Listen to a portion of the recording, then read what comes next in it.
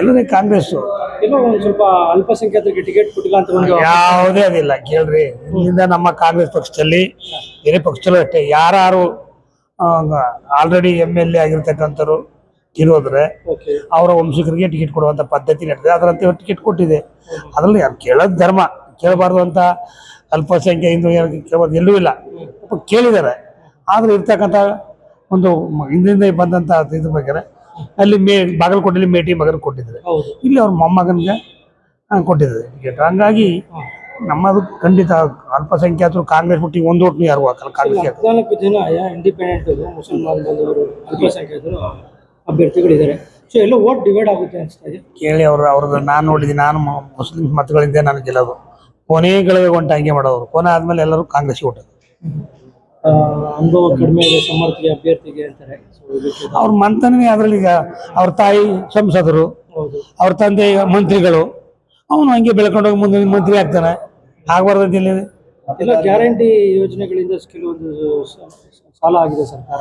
ಗ್ಯಾರಂಟಿಯಿಂದ ಉಪಕಾರ ಅಂತೂ ಆಗಿದೆಯಲ್ಲ. ಸಾಲ ಮಾಡಿದೆ ಸರ್ಕಾರ ಯಾವುದು? ಕೇಂದ್ರ ಮಾಡಿಲ್ವಾ? ರಾಜ್ಯ ಸರ್ಕಾರ ಏನು ಯಡಿಯೂರಪ್ಪ ಮಾಡಿರ್ಲಿಲ್ವಾ? ಬೊಮ್ಮಾಯಿ ಮಾಡಿಲ್ವಾ?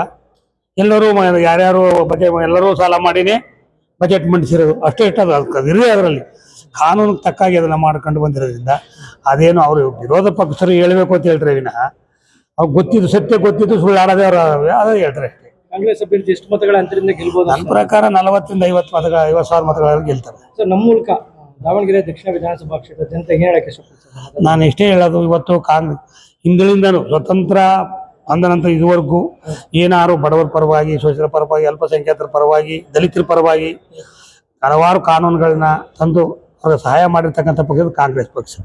ಇವತ್ತು ಕಾಂಗ್ರೆಸ್ ಪಕ್ಷನೇ ಎಲ್ಲರಿಗೂ ವರದಾನ ಆಗಿರ್ತಕ್ಕಂಥದ್ದು. ನೀವೇನು ಗ್ಯಾರಂಟಿ ಅಂತ ಹೇಳಿಲ್ಲ. 5 ಗ್ಯಾರಂಟಿ ಯಾರಿಗೋಸ್ಕರ ತಂದಿರೋದು? ಶೋಷಿತರಿಗೆ, ಬಡವರಿಗೆ, ಹಿಂದುಳಿದ ವರ್ಗದವರಿಗೆ, ಅಲ್ಪಸಂಖ್ಯಾತ ತಂದಿರತಕ್ಕಂಥ 5 ಗ್ಯಾರಂಟಿಗಳು.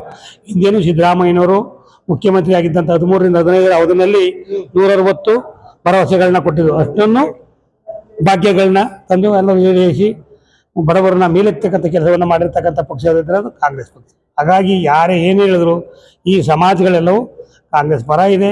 ಮತ್ತು ಇಲ್ಲಿ ಶಾನೂರು ಶಿವಶಂಕರಪ್ಪ ಅವರು ತಮ್ಮ ಅವಧಿಯಲ್ಲಿ ಒಳ್ಳೆ ಕೆಲಸವನ್ನು ಮಾಡಿದ್ರು. ನಾನು ಹಳ್ಳಿಯಲ್ಲಿ ಹೋಗಿ ನೋಡಿದ್ದೀನಿ.